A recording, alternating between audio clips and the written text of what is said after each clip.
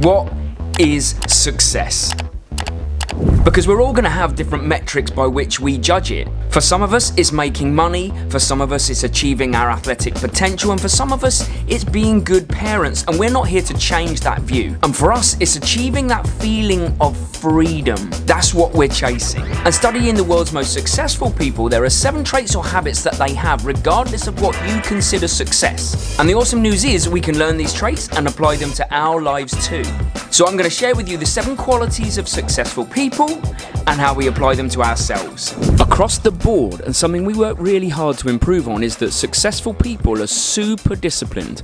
And by the way, don't mistake that for motivation, because it's not. Having discipline is simply being able to get it done regardless of emotional state. And it comes from structuring our environment to create positive habits that enrich or improve our lives. We don't pretend that we've nailed this, by the way, but we've enjoyed working on the process. And for us, our life revolves around running. So we've created our environment to ensure that running happens regardless of how we feel. If you track through our days, you're going to see a day littered with structure and habits. We wake up and we don't touch our phones for the first hour of the day. We have breakfast, we delay our coffee for the first hour thanks to learning from Andrew Huberman. Our days are structured, our runs are planned and structured, clothes are out beforehand, trainers ready at the front door. We stretch after, and even bedtime is structured. We have a set time. We put our phone in the other room an hour before. And some people don't like this level of structure, but honestly, if I left running to my own motivation, it might happen, but it might not. At my most tired, at my most emotionally drained, in the hardest blocks, I literally don't even think anymore. I just do. And it's nothing to do with how strong I am as a person. I don't consider myself that strong.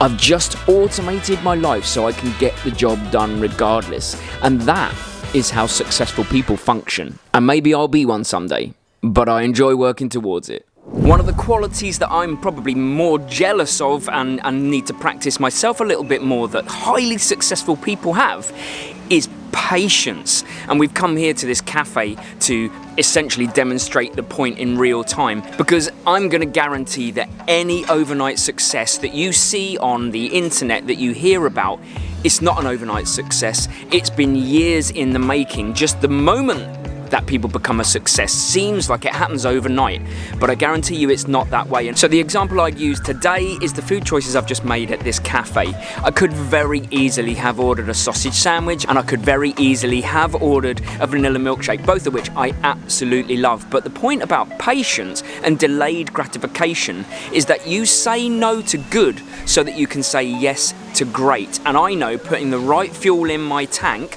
long term is going to pay dividends with my training. Can I just confirm on camera, Mary, that I've just turned down a vanilla milkshake to drink water? Nothing in your cup. There's nothing in my cup because I've drunk all the water. It's going to pay dividends with my body image. It's going to pay dividends with how I feel about myself. So in a microcosm, that is my example of delayed gratification. You say no to good so that you can say yes to great. So delayed gratification doesn't just count when it comes to food, it counts when it comes to the choices that you make in life. Eliud Kipchoge calls it vitamin N, the power of saying no. I don't drink alcohol, that's a conscious decision. Mary's cut down on her alcohol. We don't really go on nights out because we know that it might affect our running the next morning. It's the power of saying no to something immediate so that you can do something better down the line. But ultimately, if you want to be a success, it's not going to happen in months. It might not even happen in years. It might take 8, 10, 20 years. How patient are you willing to be? And often if they don't see results within the first days, weeks and months of running, people quit because they think it has to happen so quickly. And yet you stay in the game and you put in the work over the years, you're absolutely going to fulfill your potential. And quality 3, come on, you knew it was coming, didn't you? Is that highly successful people tend to have a health-centered approach to their life and everything that they do. Well, I picked a windy bridge to do this on. But we're in Australia, baby! Western Australia. But before you tell me you're not a runner, so you're not going to start running, it doesn't have to be running. The point is, it's a health-centered approach, but that health can almost look like however you want it to look, really. There's so many options out there. All you've got to do is look at some of the healthiest people in the world: crossfitters, high rockers, runners, cyclists that do the Tour de France. People that involve themselves in combat sports or even lifting. What the hell is this thing, Mary? I don't know, I haven't seen one of these What's it called? much. What is it? What a hill. Yeah, haven't seen one of these for a long while. A hill. We've stopped for Mary to do a story, but let's explain that a little bit more. Let's dive a little bit more deeply. Actually, when you listen to podcasts and when you listen to interviews or read interviews about some of the most successful people in the world, they invest in their health, but they don't do it for the reason that you think that they do it. This is the bit that surprises me. Because let's face it, everybody knows about the actual physical health benefits of exercise. That's a no-brainer. But first of all, investing in yourself health-wise is just as simple as it's a message to yourself that you're worth it, that you want to invest time in yourself. And that's really good for self-esteem. Okay, turn around. 6 kilometers, 12 kilometers today, so basically going back the way we came. And then don't forget the focus and clarity of mind that exercise brings, which in itself just means an increased productivity rate. You're going to get more done in your day. 100% I'm filming downhill because this is going to make it easy. But I think the message, at least I take from highly successful people doing exercise, is it's not because exercise in of itself is good for you, because everyone knows that. It's because of all of the other benefits that come from it, mental and physical, that people do it. So it doesn't matter what type of exercise, what type of movement you do, the message you send to yourself when you do something is the most powerful bit. And one of the main traits that the most successful have is their ability to be reflective. And by that I mean, really, for me, is the ability to identify strengths and weaknesses and then work out what the next course of action is. And it started for me like it starts with any good and successful person, and that's the journey of learning.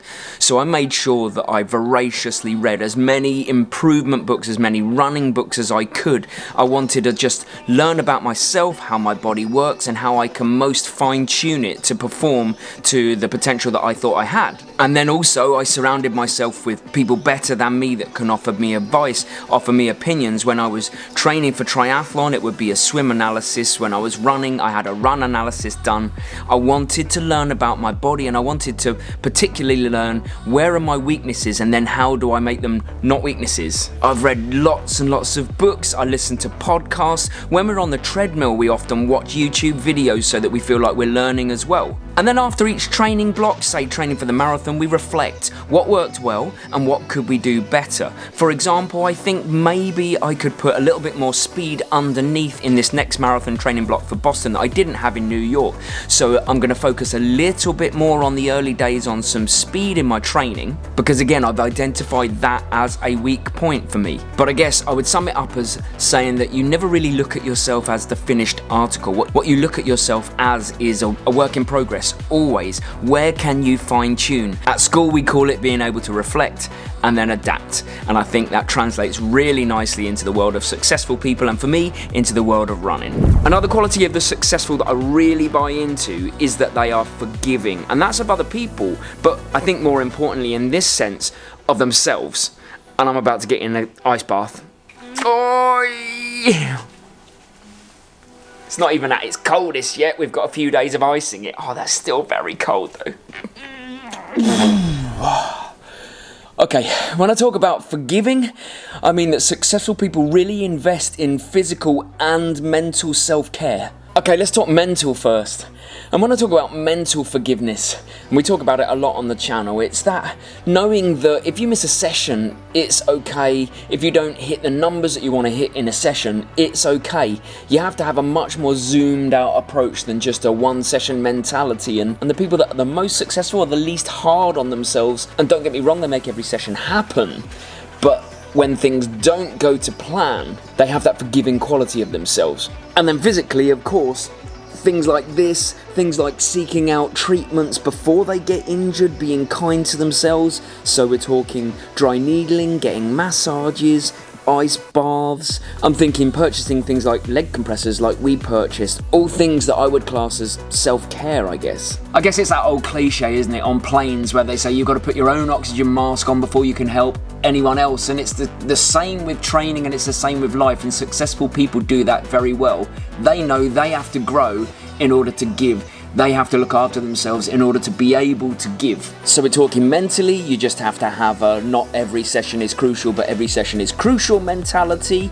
And then physically, you have to invest in yourself first so that you can invest and help others. And these are both classic ways that successful people invest in themselves, invest in self-care so they can develop themselves and they can look after others.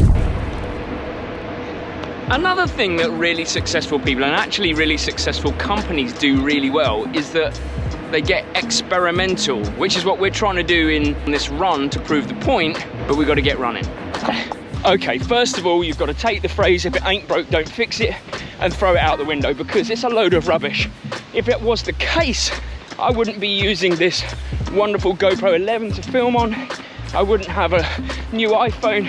We wouldn't even have the light bulb. We wouldn't have a Dyson vacuum cleaner because all of the people that invented all of these things were experimental. And something I was shown nearly 20 years ago now that has resonated and stuck with me since then is something called the sigmoid curve, which is a really good visual demonstration how successful people remain or become successful.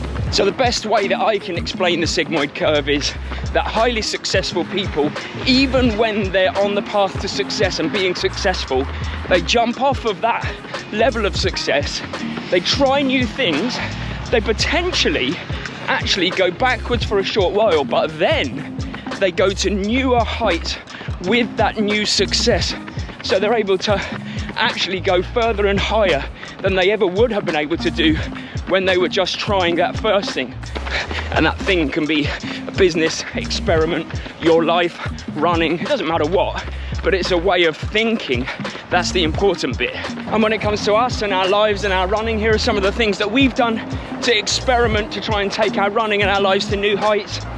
We've invested in dry needling, monthly massages, weekly, different food, different training sessions.